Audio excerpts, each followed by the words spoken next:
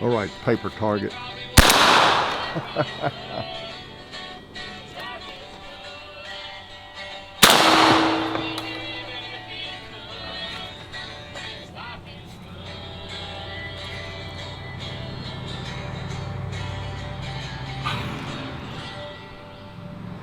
Yes, silent, Hickok 45, coming to you, your internet shooting companion, coming to you from the warm, humid hills of Middle Tennessee, yes, the home of Alvin York, who probably never shot anything like this. You reckon? Yes, glad you're here, braving the heat and the humidity again, and the ticks and whatever else comes our way, although we should be able to handle most dangerous forces, put it that way, okay? Not that a tick and the heat and humidity is not dangerous, but for really dangerous things, we have our Benelli M4 and the Banish 12 connected, okay? We're ready. We are ready. Oh yeah, I gotta shoot this more. And I thought I had slugs. I grabbed a bunch of boxes, 5-round boxes I had bought somewhere recently, and I was thinking they were slugs, and they were not slugs. I got over it, but I did dig around and find one box of slugs, so I do have 5 slugs with me. All right, and some shot, different things, just shoot around a little bit. Got another handgun out here. I haven't shot for a while, I haven't fired for a while. In fact, just look at it. Ain't that a beauty? Yeah, that's a beauty. Nice, I like that shade of black. Isn't that nice? Nothing more beautiful than a Glock.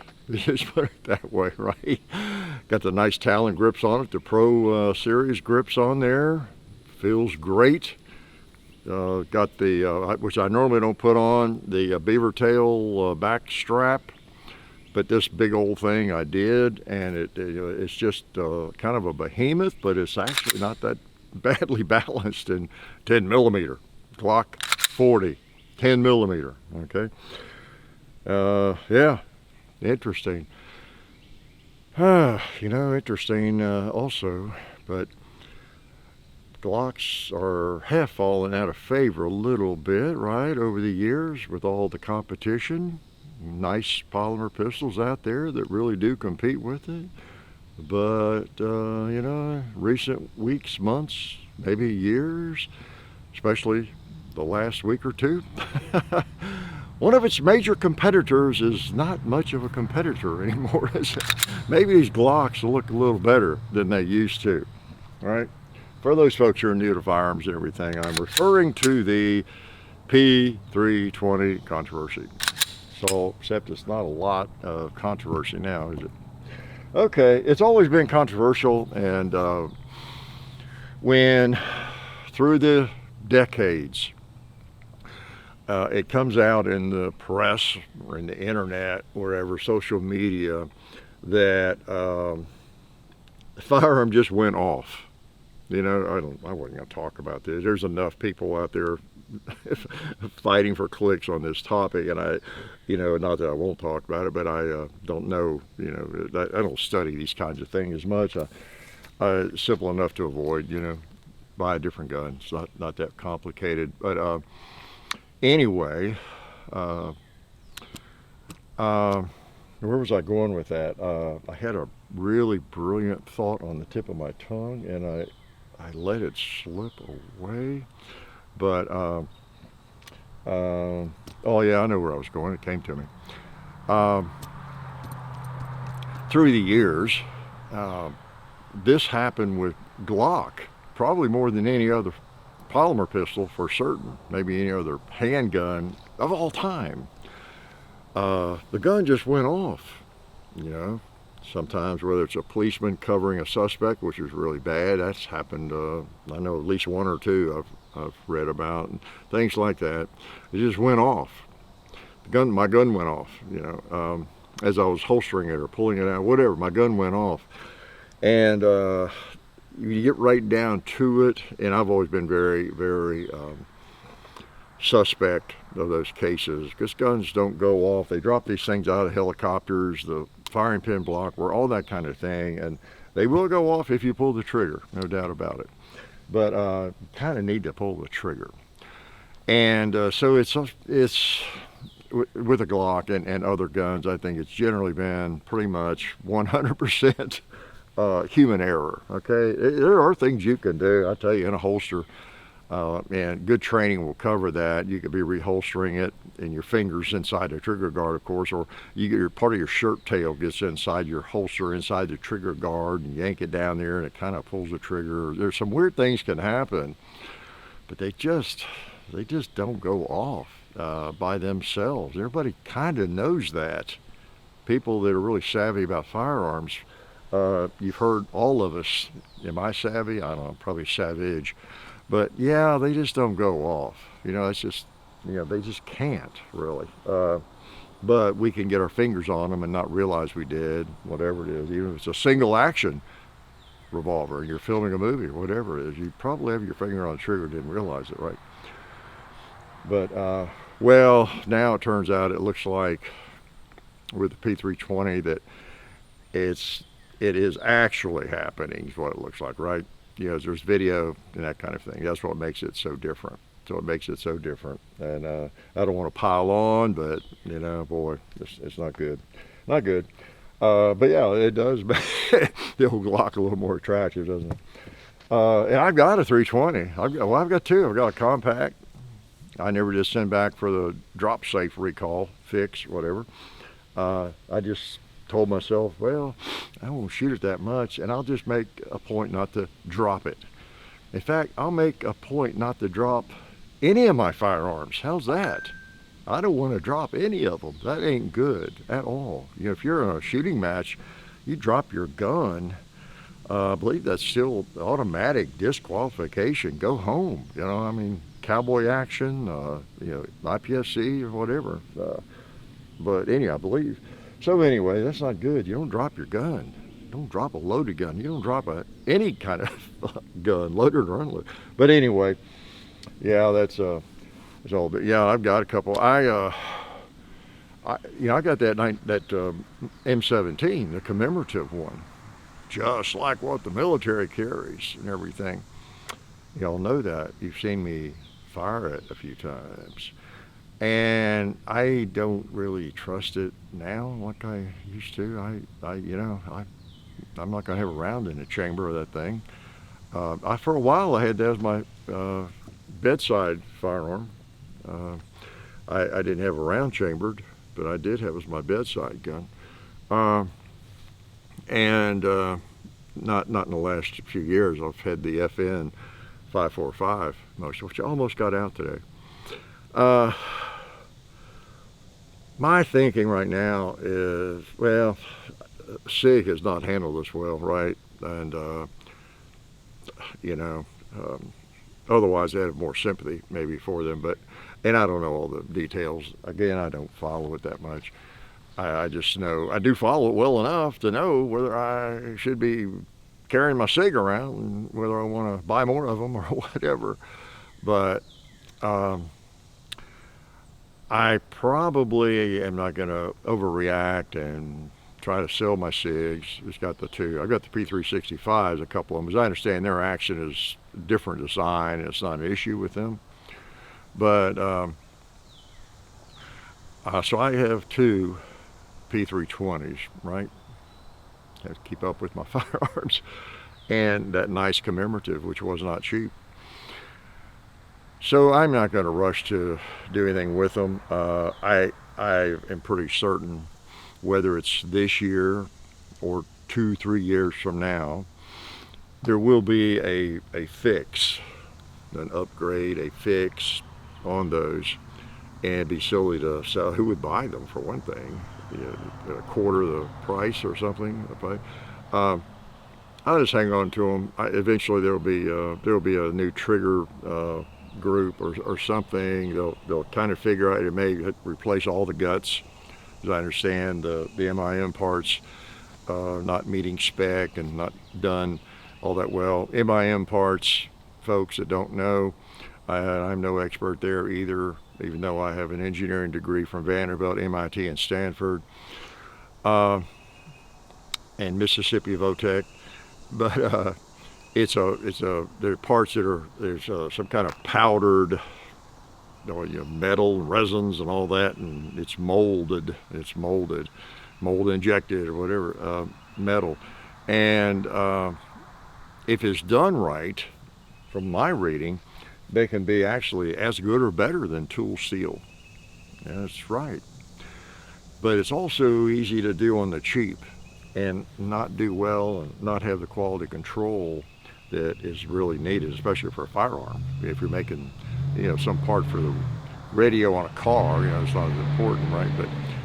But so anyways, you get a couple or 3 or 4 of those parts that are a little bit out of spec, and you get the perfect storm in one firearm where there's 2 or 3 out of spec and all that. And I've seen some pictures and different things people have posted about that with the P320. You can have problems, and so it's a lot of different issues. All MIM parts are not bad. Some are well done, and they're fine, right? And depending on whether it's a critical part, of course. For example, if this on this Glock, say that backstrap and that beaver tail was MIM part, so what? Or the sights or something, not great if it were to break or whatever, but once you get into the mechanism of the firearm, as I understand, they were saving a lot of money by using those MIM parts and the way they were making them. But anyway, they got problems. That's too bad. That's too bad, really too bad. Man, I mean, it's, how can you not have some sympathy? Woo! Massive contracts and all that. Anyway, enough on that. If you don't know what I'm talking about, probably nothing new. Nobody knows what I'm talking about, generally speaking, right? Yeah. So I guess I'm on a start here to spend more time yakking. Last week was kind of short, right? My battery was running low. I got a full battery. You better watch me today. Better watch me. Speaking of the SIG, I think John pulled a clip. He probably did that intentionally from a SIG P320 video yesterday or day before, a couple days ago, sometime earlier this week, and on the Clips channel. And as usual, people went, what are you doing posting this video? You didn't mention anything about the uncommanded firings.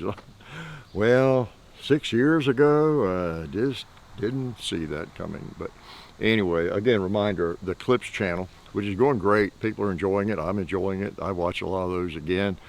And it's John or Jesse just pulls a piece of a video from yesteryear and puts it over there for your enjoyment. And yeah, so it could be anything. And if it and like on a Sunday video that I might do a few days early, if I don't know about something and I'm not talking about it and it's dramatic, there's probably the reason. I don't know about it yet, maybe, or it's just something I don't want to talk about today. But on those videos, obviously, all of them are from last week, last month, last year, 10 years ago, or whatever. The Hickok 45 Clips or the Sheets channel. All right, so if you see somebody just bothered immensely because I'm talking about something and I'm not mentioning something that everybody knows and that I should know, whatever it might be, clue them in. Hey dude, you're on the Clips channel. All right. So I just got back. Oh boy. I told you I was going all over the place and everything. My mother-in-law's 99th birthday. Had a great party. My anniversary, my wife's anniversary too. I think she had the same anniversary I did. Huh, what are the chances? And so been doing all that, a little traveling. Picked up my grandson in Knoxville and up to northern Kentucky and visited some relatives and friends and ate out and with them and showed off my grandson. Some of them hadn't seen him at all or in a long time and kind of thing. And then on to Chicago, up the road to Chicago for several days and then back. So a lot of driving. In other words, I've been doing the most dangerous thing. I'll load this up on me. I have been doing the most dangerous thing that I ever do. And it's not this. It's not this at all, is it? It is get out there on the road. It's not even being out here when it's 99 degrees and humid. So far, that's not been dangerous for me in my life. I might fall over tomorrow. But the most dangerous thing, basically, any of us does is get in that car and drive, right? All right, how about a little 10 millimeter? Get some Underwood in here. Oh yeah, I like that thing. I should have taken that to Chicago, had that on a shoulder holster, right? Oh, let's shoot the people that help us out, like Silencer Central. Yeah, man, got that Banish 12 on this here today. Appreciate their support. Davidson's Gallery of Guns. I'm going to shoot their logo. Yeah, get a guaranteed lifetime replacement in your firearms you purchase there. Let's shoot the G. Woo, loud. All right, Gallery of Guns. And then the Sonoran Desert Institute, there's their badge, sdi.edu. Oh, yeah. Some distance learning. All kinds of topics. How about Alabama holster? Yeah, man. Great little Kydex concealment holsters. They don't have one for this. They probably make one, even for larger firearms like this. All right, so you can conceal it. But Alabama holster, appreciate them. How about Ballistol? I got Ballistol on this pistol. Yeah. How about Talon grips? I got Talon grips on this pistol. Woohoo! And gun fun targets and the bullseye. All right. And how about Clyde over there? Yeah, man, 10 millimeter gets there pretty fast, doesn't it? Can I hit the gong?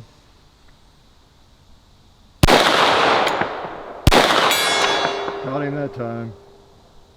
Now, that's a nice pistol. How about the Hog? Got him on the last shot. Yeah, I like shooting them with that shotgun. It clears off the dirt and the mud.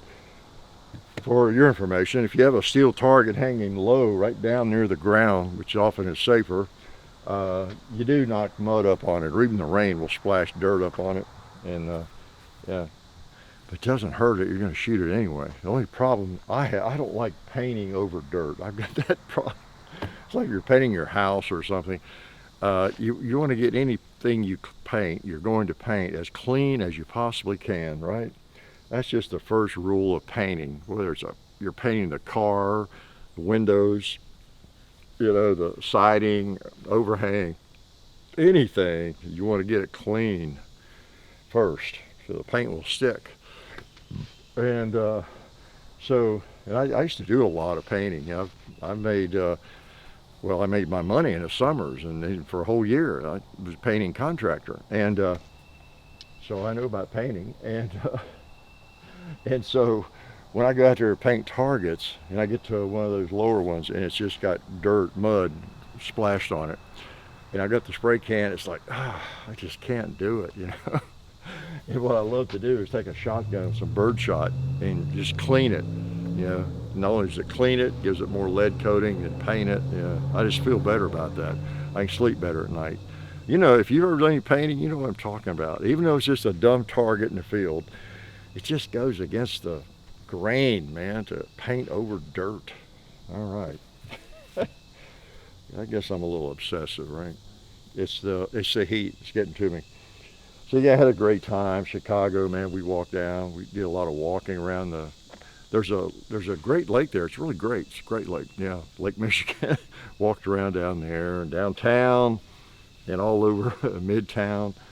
Gosh, well, didn't go to a ball game this trip, but eating some, you know, good restaurants. Ate at Pequod's. Always eat at the pizza place. The Pequod's. In fact, we stayed right across the street from Pequod's, if you know where that is. Clyburn Street. Yeah, we stayed there, and nice little restaurant on a corner. We eat breakfast there every morning. We stayed there last time we went up. What's that restaurant called? Lincoln Park Corner Kitchen. Yeah, Lincoln Park Corner Kitchen. Great place for breakfast. And so anyway, that's where we stayed, and that area. And then, of course, we're all over the place. There where John lives, and not that far from there, and around. Went down South Side. They ate at another pizza place that's supposed to be one of the more famous pizza places also around there. Something in Nick's. forgot what it was, Nick's. Just kind of a hole in the wall place, but great pizza, thin crust, and been there for, what was it, like almost 100 years or something, kind of thing. So we get all the history, you know, John takes us around, go up there. And rode the train, of course. What else? Oh well, I don't know. No, let's shoot something. Let's shoot this shotgun again. How's that? Let's go ahead and shoot some slugs. Let's shoot a couple. I just have 5. You know me. If I just have 5 or 10 slugs, I feel like I don't have any slugs. Like I'm unarmed. I am unarmed. So, yeah. So anyway, yeah. Again, a reminder on any time you see a clip of something, a short pop up, because John and Jesse are putting up, they're creating a lot of shorts and clips and things, and that's kind of where YouTube is now. To keep the algorithm going, you got to just put a lot of stuff out there and pull clips from what we've been doing, and then we do newer stuff on the on this channel, the main channel, of course, and it's new stuff over on Hickok 45 Talks, for what that's worth. But yeah, so those are clips and that kind of thing popping up, and shorts and all that. All right, let's put some slugs through this thing. All right. It's kind of neat to have a suppressed 12 gauge. Again, this is the Banish 12. I'll give you another look at it after I take these shots. Okay. It's mine. Yeah, all right. See if and of course these are not subsonic or anything, but it knocks it down. Well, I probably don't need ears. It knocks it down though to where it doesn't hurt your ears, at least mine. Okay, let's see if we can hit the gong.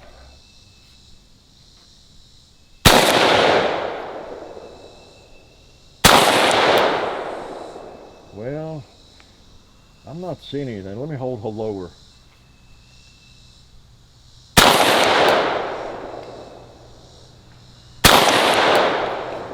Once it's hit, and I'm going to shoot quiet. I'm not going to waste another one over there. But I really am not, I don't know if you are seeing it, I'm not seeing anything in the dirt.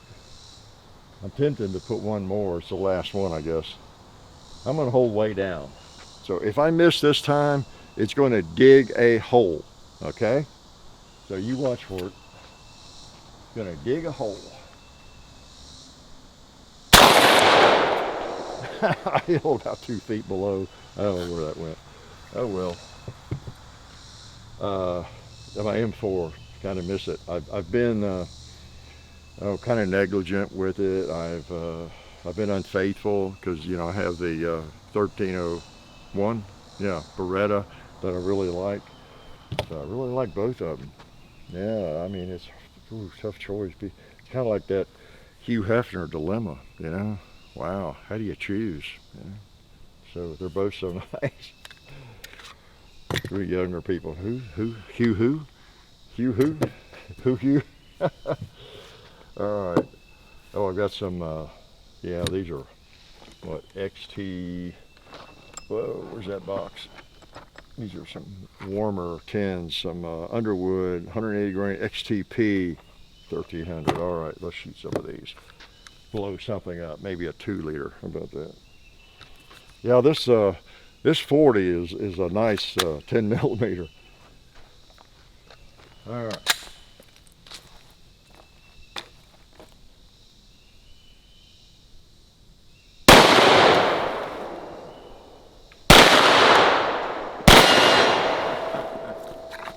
Cowboy. Wide.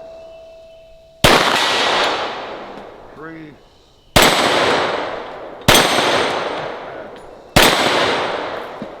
That tends to knock them around, doesn't it? Let's knock one back now.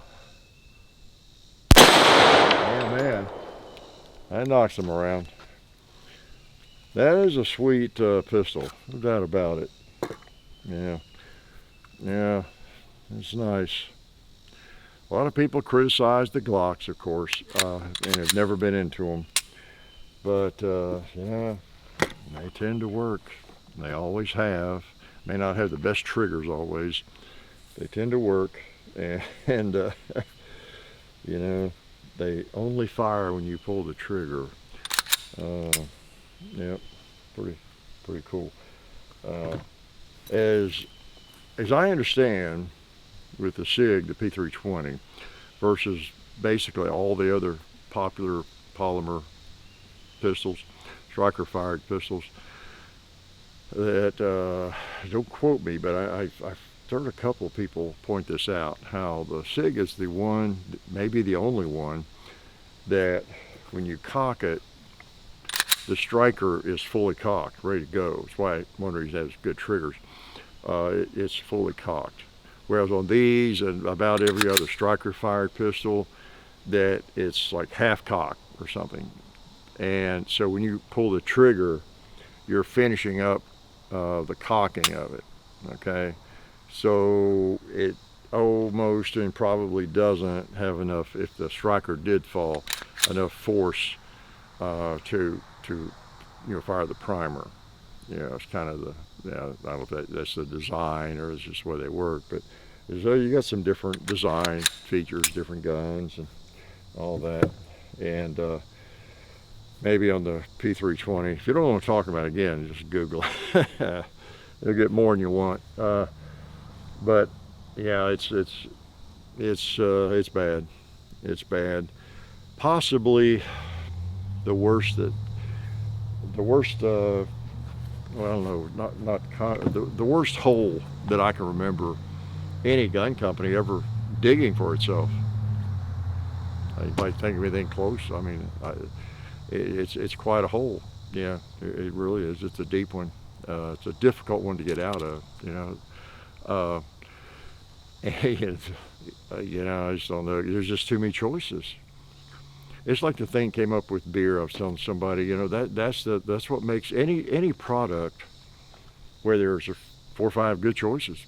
Pickup trucks. What if one of the common pickup trucks, we got what are the most common? Dodge Ram, Ford F-150 or Fords, and then GMCs, and who else? There's a lot of popular pickup trucks. But if one of the pickup truck companies, the pickups, started failing in some way, steering failing, periodically, like randomly, and they can't figure it out, whatever the problem is. And on new ones, let's say, it's hypothetical, or engines blowing up or something, or they're just catching fire. Nobody can figure out what it is. Well, it's really, really bad for that company that's making that pickup truck, right? Or car, whatever it is.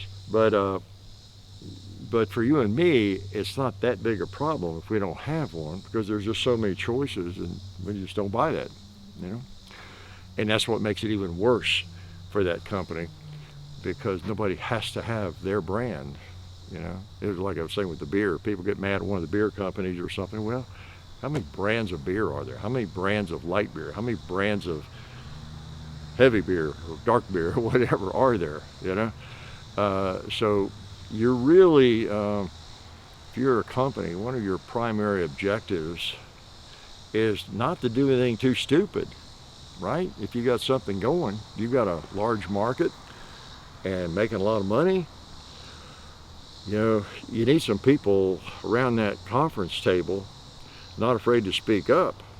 If the CEO or whoever, the marketing director, comes up with I got an idea, let's do this, let's try this, that'll increase sales 10% or 5%, or whatever, Somebody needs to speak up if they see a problem with that, right? Because it's always good to get more sales, but you can shoot yourself in the foot in a hurry in a lot of different ways, right? Quality control and all of that. There's always a way to save money, isn't there? I mean, whatever product is being made, there's a way somebody can make it cheaper.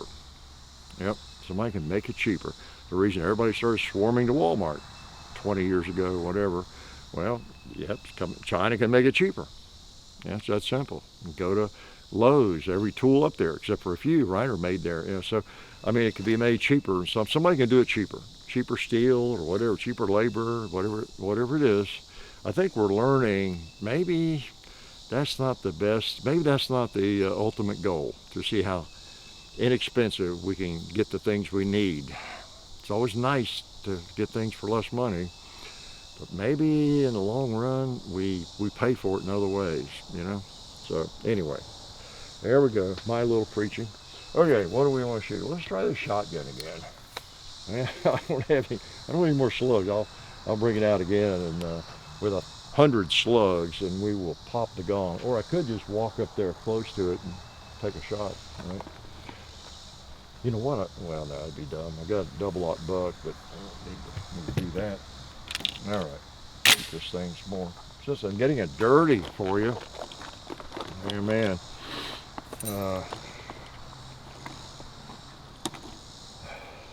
I got some young people advice. Yeah, I'm leaving this. What was I gonna? Well, yeah, crazy news. You know, of course, the shooting in New York City. You know, there's always something going on, isn't there? This crazy world. Young people, any people. You know, again, try not to get depressed, discouraged, or think the world's falling apart when these crazy things happen. You know, they're going to happen. There's going to be insane people.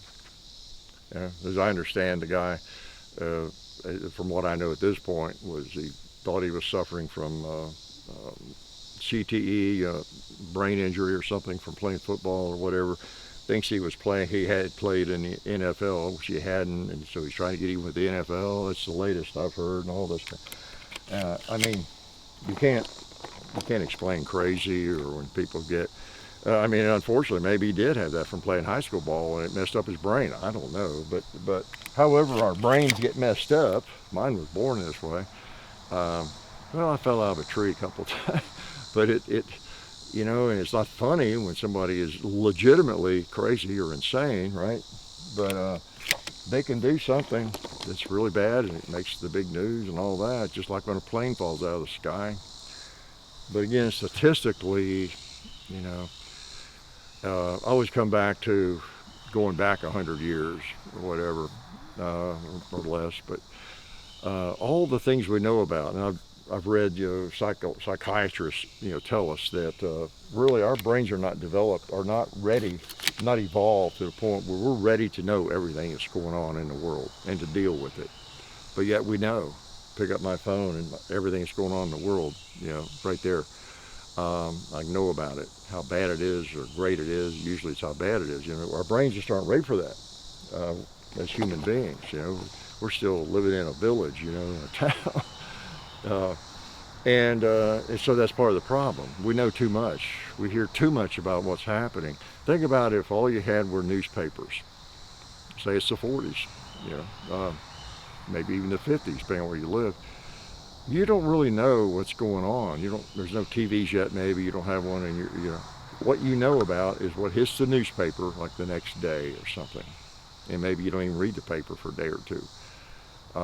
If it's really big, you'll probably see a paper, but it's just not, it wasn't as dramatic, you know? It wasn't just your head, causing your head to be bouncing from here to here all the time, you know? But yet, everybody knew enough about what was going on, you know, enough, generally.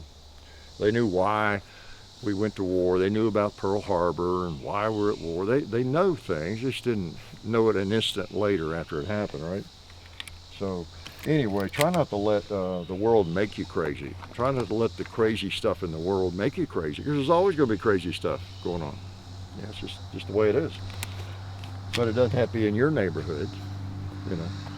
It's like when a lot of people were getting sick 5 years ago, and all the death and dying and everything, and the world was coming to an end, and I didn't even know anybody had it, you know, for a long time, and didn't know anybody that died of it. You know, I mean, it's just when we know everything's going on the planet right away, it can make us insane. So just keep that in mind. Cool it, get off the screens, go read a book. You know, read a book I highly recommend, and get away, go for a walk, that kind of thing every now and then. It might be good for you, right? All right, or go out and shoot a firearm. All right, get away from the screens. All right, let's shoot this thing. What are we going to shoot? Well, this is bird shot. Let's clean off some more targets. How about you, cowboy? Yeah.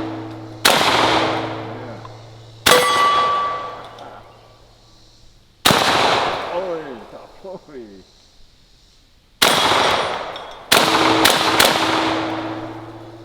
Oh, I had my ears in. I wonder why I couldn't hear it.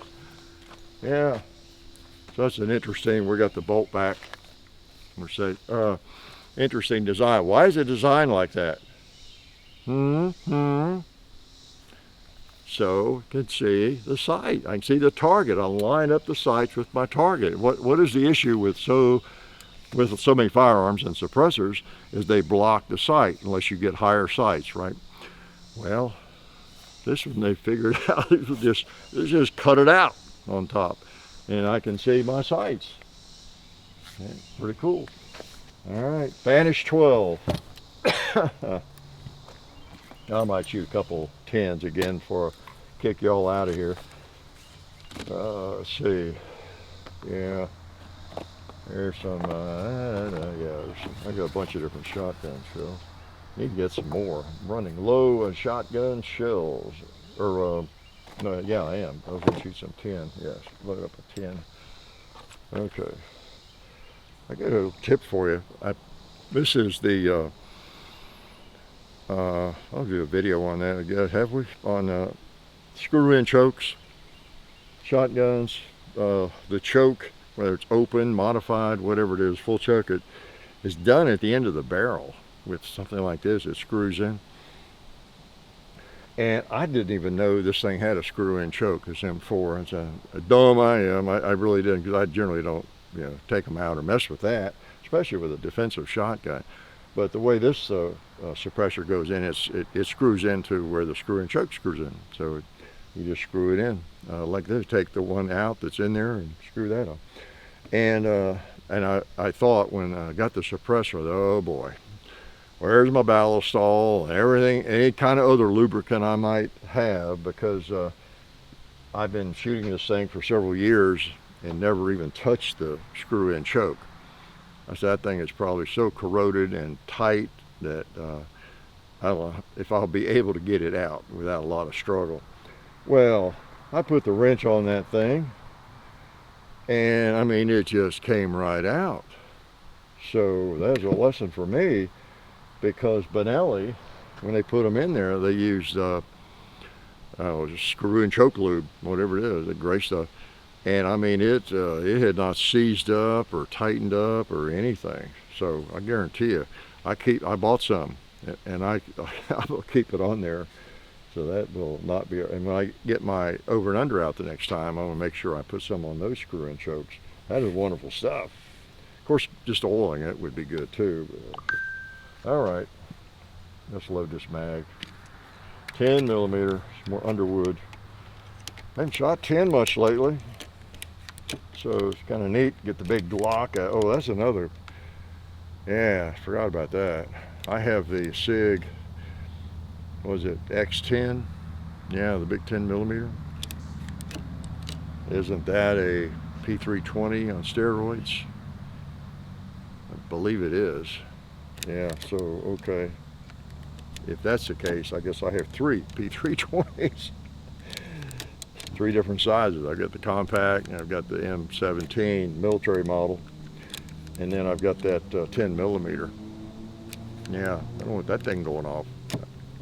Uncommanded. That's funny. That's a new term. I had never heard that phrase before. I guess SIG is responsible for that term coming about. Uncommanded. How about untriggered? At an untriggered discharge. A trigger-free discharge. All right, 10 millimeter. That's the thing. Like that at X10, that's a big old gun, and a lot of the 10s are big old guns. So when I first saw this, the Glock 40, when it came out, I thought it was almost comically large. But I don't know, it's not all that much bigger than some of the other big 10s. And boy, is it a sweet shooting firearm. I think it's one of my very favorite 10 millimeters. This and the FN, I think. FN, what is it? 510. Yeah. How do you get that one out? I haven't had it out for a while. I've been negligent. All right. Did I hit the gong? Let's make sure we have.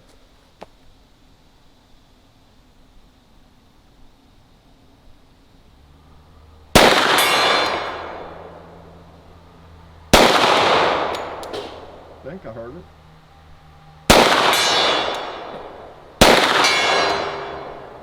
Yeah, I see it moving. I just don't hear it.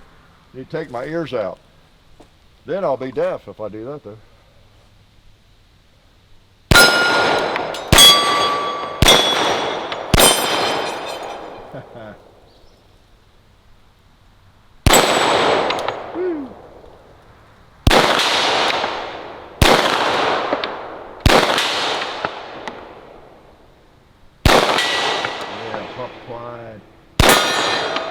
Yeah, the last one on Mr. Cowboy Desperado.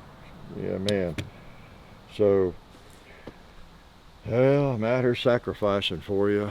Well, actually, I'm sacrificing for myself because I hate to tell you, but I like to shoot. And so I'm going to shoot and just like bring y'all in, talk to y'all while I'm shooting.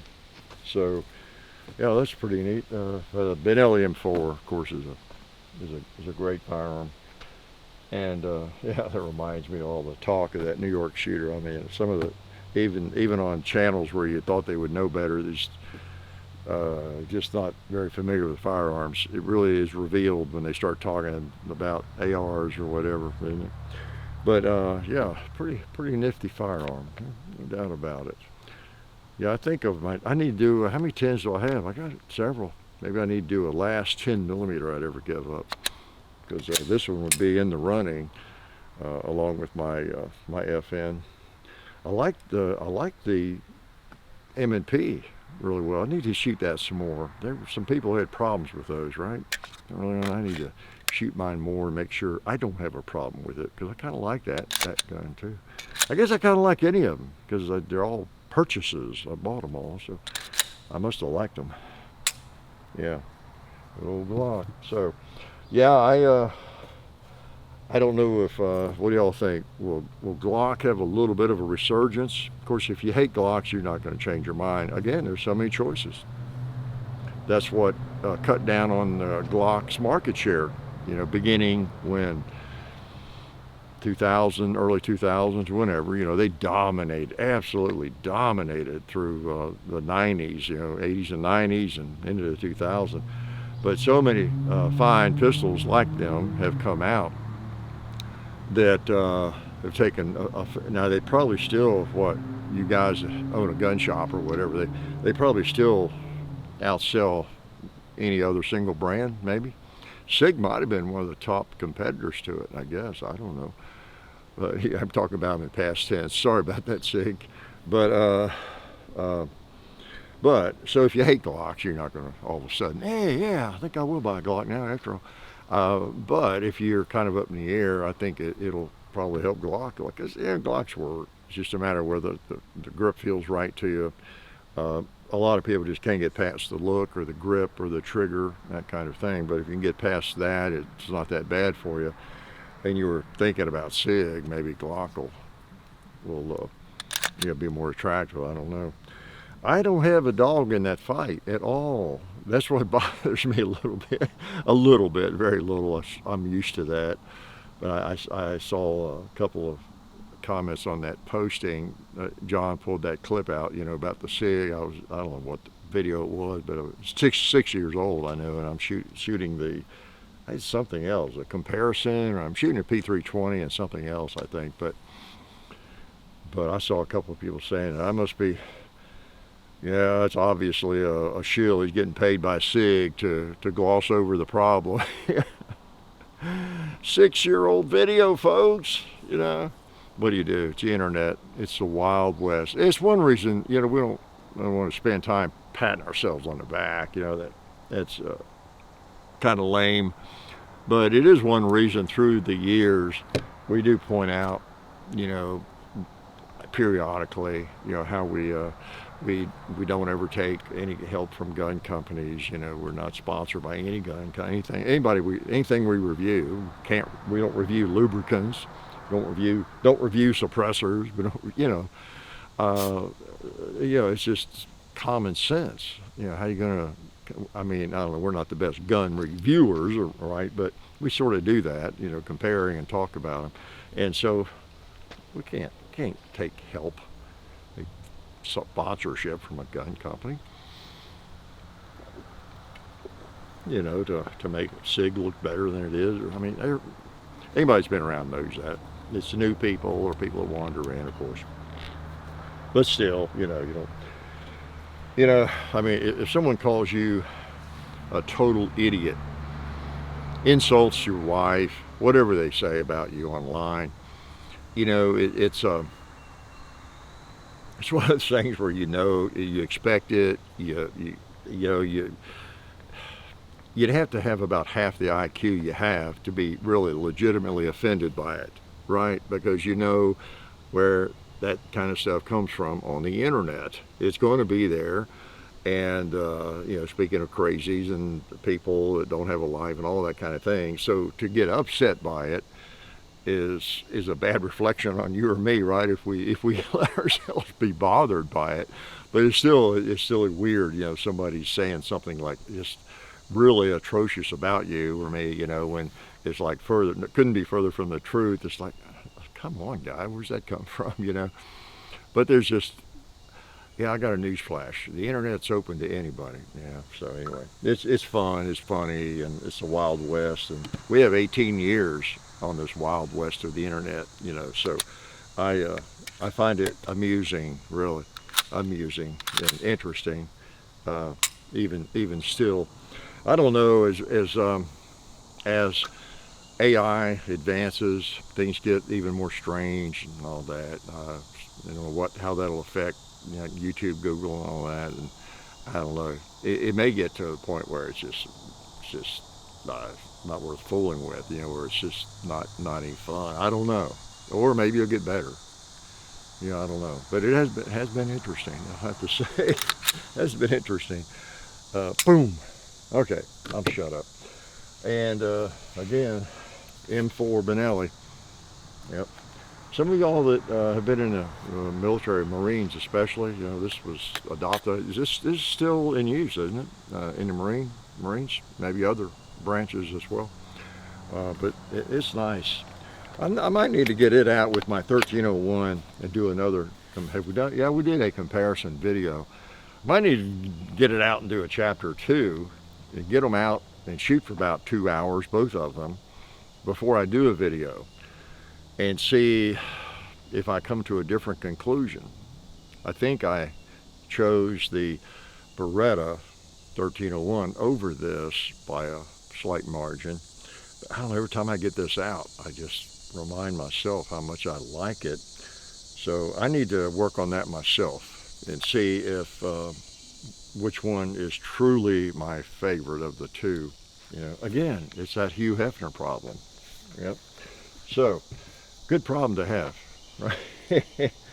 Well, I appreciate y'all coming around to help me do some glocking and Benelli-ing, all right, and 12 gauging.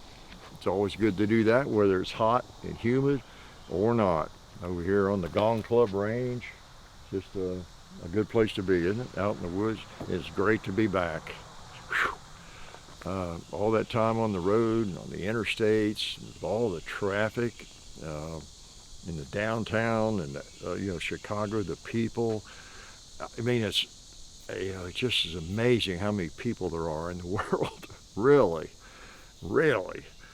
I mean, boy, I just reminded, the cities, like big cities, if there was a serious problem, like a total grid down or something, EMP or whatever it might be, I mean, there are so many people.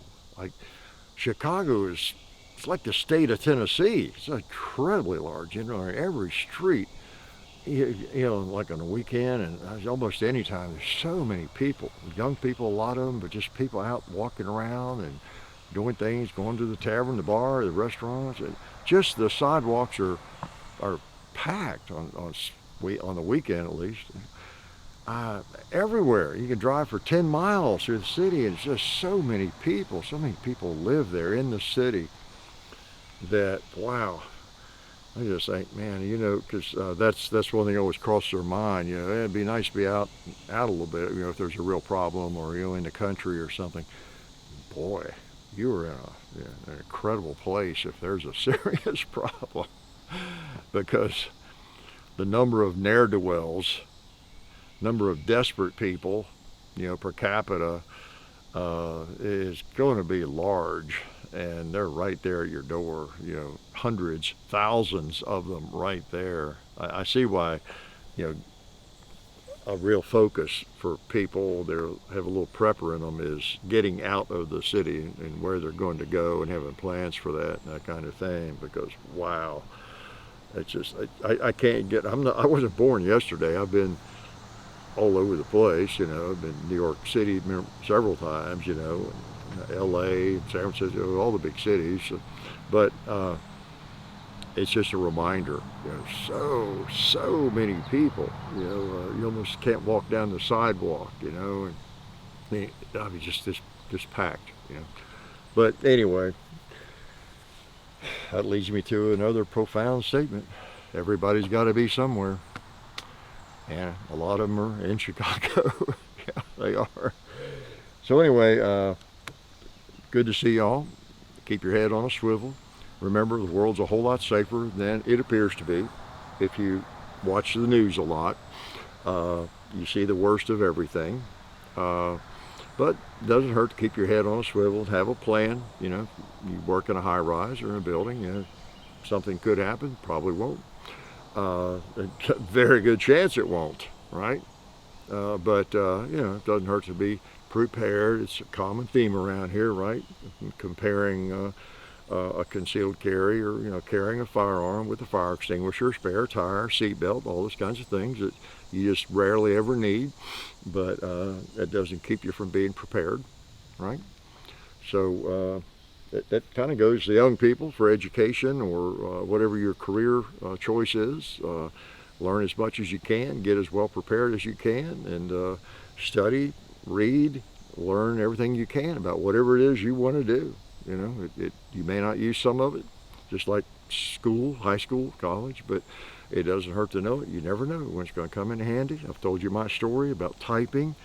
It led me into, wow, career and all kinds of things with computers. You just don't know. You don't know. You don't know what you'll be doing 10 years from now. I guarantee you. I've had a lot of different careers. And now with AI and everything, I don't know what someone who is 16 prepares to do, unless you just know you want to be a dentist or, you know, something like that. But if you're not sure what you want to do, which is fine, but be flexible, be smart, you know, learn what you can about all the areas you have interest in, and try to learn to be flexible, I guess, because things will undoubtedly change, and whatever career you do choose, it's probably going to be vastly different in 5 or 10 years, right? With artificial intelligence and that sort of thing, or the career may not even exist in 10 years because of that. You may move on to something else, maybe even more interesting, more exciting. Yep. That's happened to me a few times. You think, oh no, it's the end of the world, or whatever, this isn't going to work out, or after all, or whatever it might be, you know. And then something, it just ends up being a launch pad for something different and something maybe more interesting. Yeah. So, enough advice from me. I cut it short last week, so I just thought I'd bore you longer this week. All right, 12 gauge and 10 millimeter. Doesn't get a lot better, does it? Life is good.